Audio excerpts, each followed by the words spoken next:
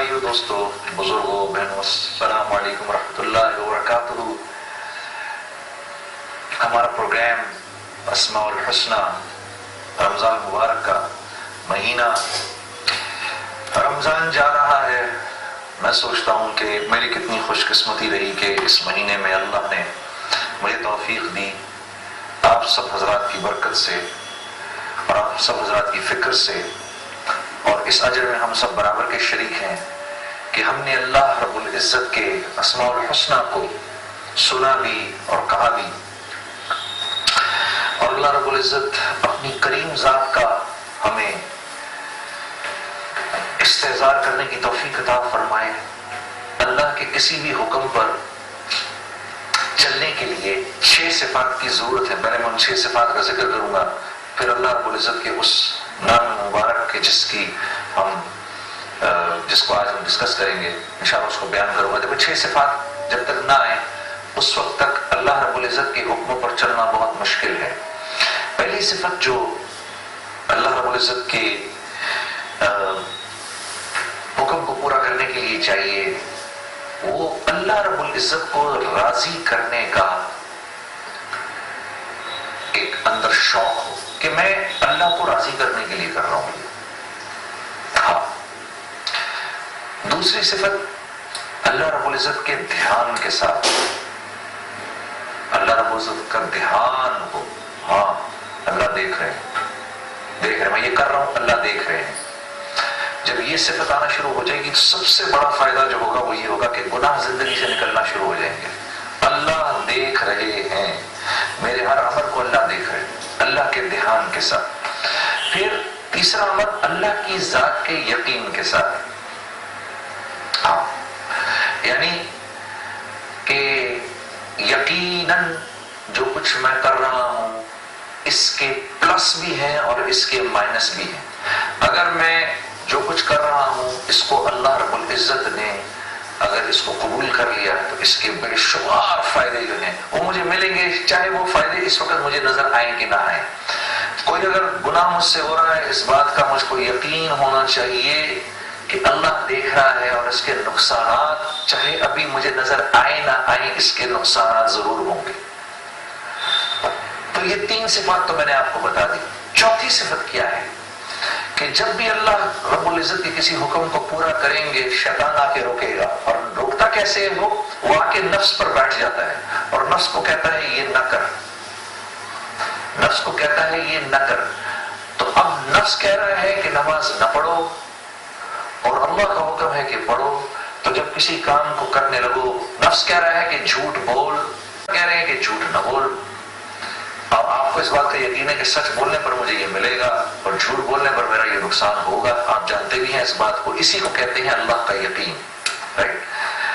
تو اب آپ نفس کہہ رہا ہے نہ کر، تو نفس کے مجاہدے کے ساتھ کرنا ہے۔ نفس کہہ رہا ہے نہیں لیکن آپ نے کرنا ہے، تو یہ چوتھی صفت آ گئی اللہ رب العزت کے حکم کو پورا کرنے میں۔ یہ چوتھی صفت بھی بیچ میں آئے گی۔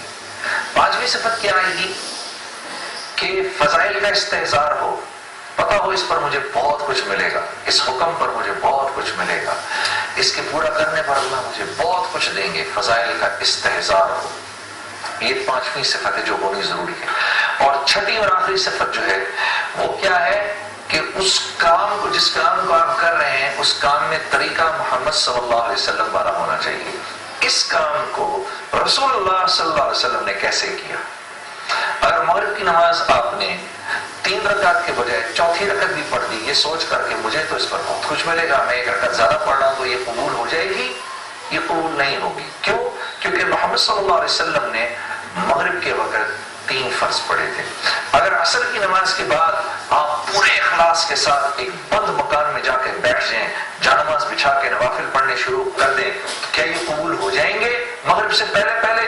نہیں، قبول نہیں ہوں گے۔ اس لیے کیونکہ محمد صلی اللہ علیہ وسلم نے عصر کی نماز کے بعد پھر کوئی نماز نہیں پڑھی مغرب سے پہلے، تو طریقہ محمد صلی اللہ علیہ وسلم کا نہ ہوا اور باقی ساری صفات ہوئی تو یہ عمل باطل ہو جائے گا۔ تو یہ وہ 6 صفات ہیں جن کو سامنے رکھتے ہوئے اللہ کے حکم کو پورا کرنا ہے میرے عزیز دوستو۔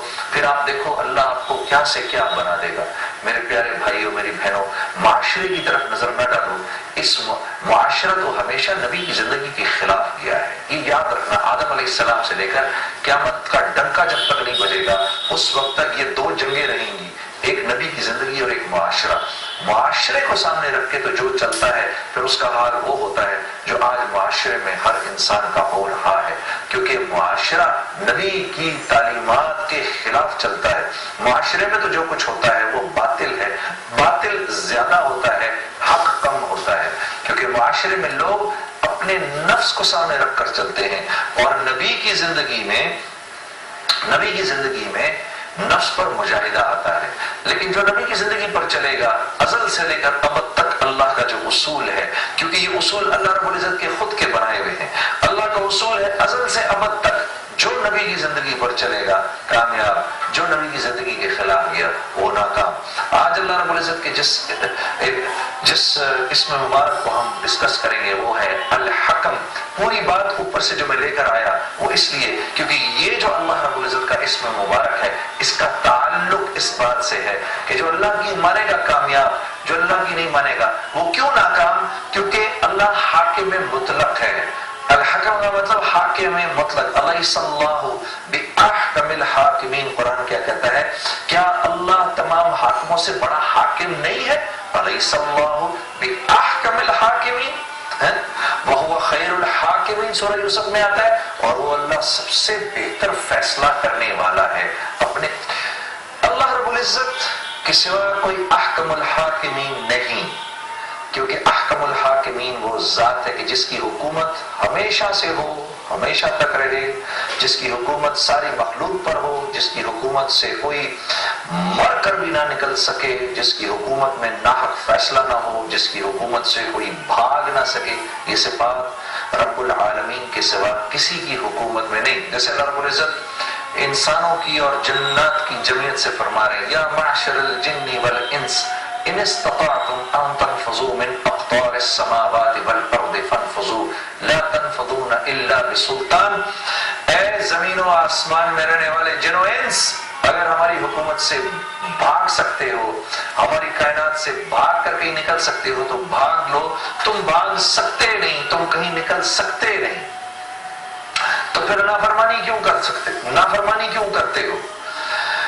ہاں، الحکم وہ ذات ہے کہ جس کے فیصلے کو کوئی رد نہ کر سکے اور جس کے حکم میں کوئی پس و پیش نہ کر سکے۔ ساری توحید کی بنیاد یہ ہے، ساری توحید کی بنیاد یہ ہے کہ جس کا فیصلہ رد نہ ہو سکے اور جس کے حکم میں کوئی پس و پیش نہ ہو سکے۔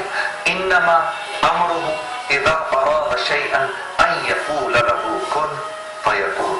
ہاں، اللہ رب العزت فرما رہے ہیں، اے میرے بندے، اگر تو میرا ہو گیا اور تجھے کسی ایسی چیز کی بھی ضرورت ہے جو اس کائنات میں ہی نہ موجود ہو، تو تیرا رب تو ایسا ہے کہ تو اس کو منا لے، تو اس کا ہو جا، اس نے تو صرف کن کہنا ہے اور وہ چیز ہو جائے گی۔ کوئی چیز سوچو تو صحیح، ہمارے جو مشاہدات ہیں اور ہمارے جو تخیلات ہیں، ان کی سوچ تو اس کائنات کے اندر تک کی ہے نا، جو کچھ کائنات کے اندر ہے وہی ہم سوچ سکتے ہیں۔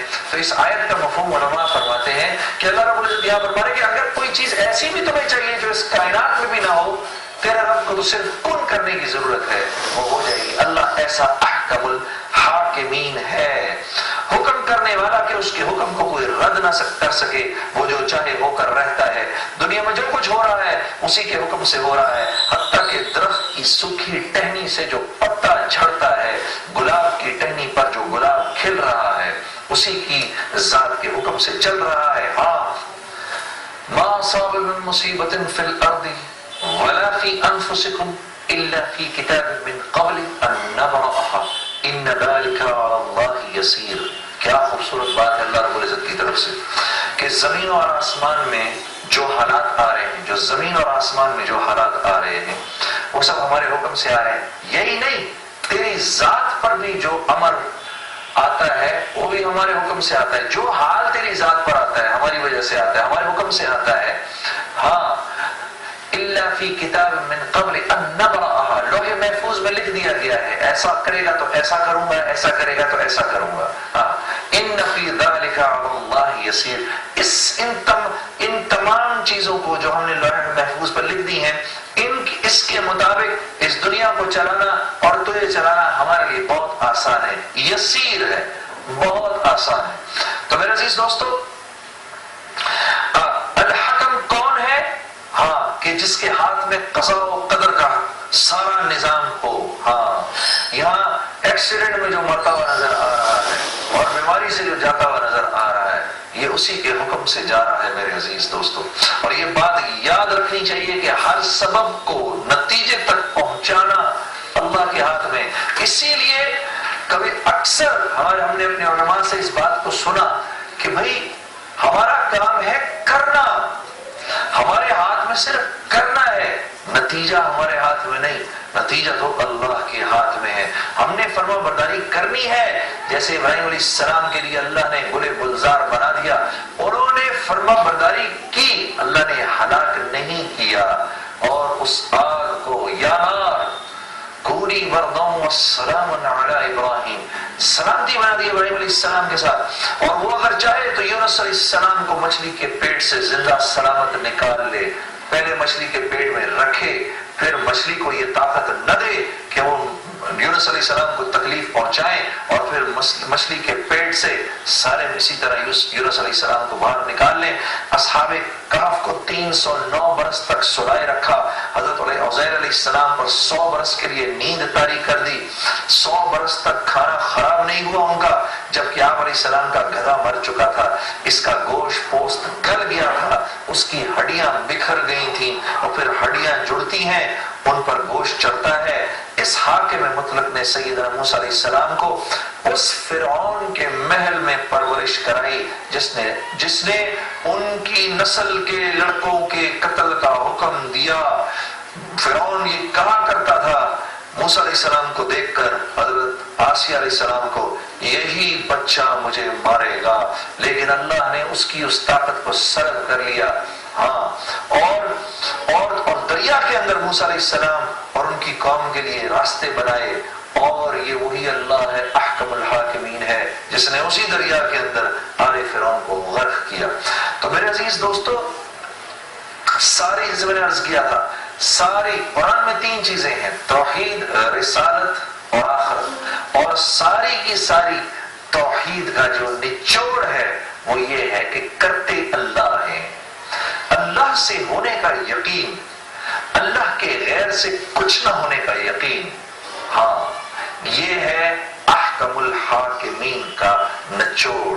لا الہ الا اللہ اسی بنیاد پر ہے، لا الہ الا اللہ اسی بنیاد پر ہے. اللہ کی بادشاہت کا اعتراف، اللہ کے سب کچھ کرنے کا اعتراف. جو کچھ جہاں جہاں سے ہو رہا ہے وہاں سے نہیں ہو رہا، کرنے والی ذات اللہ کی ہے. میں اکثر یہ مثال دیا کرتا ہوں، آنکھ نہیں دیکھتی، آنکھ سے دکھتا نظر آتا ہے. ہاں، اس میں اللہ کا امر ہے جس سے انسان دیکھتا ہے. بے شمار لاکھوں آنکھ والے ہیں جو آنکھ رکھ کے بھی نہیں دیکھ سکتے. زبان نہیں بولتی، اگر زبان بولتی ہوتی تو بھینس بولتی. ہماری جو اتنی سی زبان ہے، بھینس کی اتنی بڑی زبان ہے، یہ کیوں نہیں بولتی؟ یہ گوشت کا ٹکڑا کیسے بول سکتا ہے؟ اس میں سے آواز کیسے نکل سکتی ہے؟ زبان نہیں بولتی. اس میں اللہ کا چھپا ہوا امر ہے جس سے انسان کے منہ سے بول نکلتے ہیں، الفاظ نکلتے ہیں. دماغ نہیں سوچتا. دماغ کی کیا طاقت ہے سوچنے کی؟ یہ تو بے شمار دماغ والے ہیں. آپ مینٹل ہاسپٹل چلے جاؤ، وہاں آپ کو بے شمار دماغ والے ملیں گے، لیکن آپ ان سے کہیں دماغ سوچتا ہے، وہ کہیں گے نہیں، دماغ نہیں سوچتا. دماغ تو ہمارے پاس بھی ہے، اس میں چھپا ہوا اللہ کا امر ہے جس سے انسان تخیلات کی دنیا میں نکل جاتا ہے.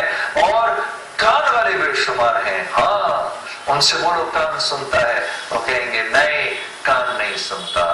کان سے سنتا نظر آتا ہے، دراصل اس میں اللہ کا امر ہے جس سے انسان سنتا ہے.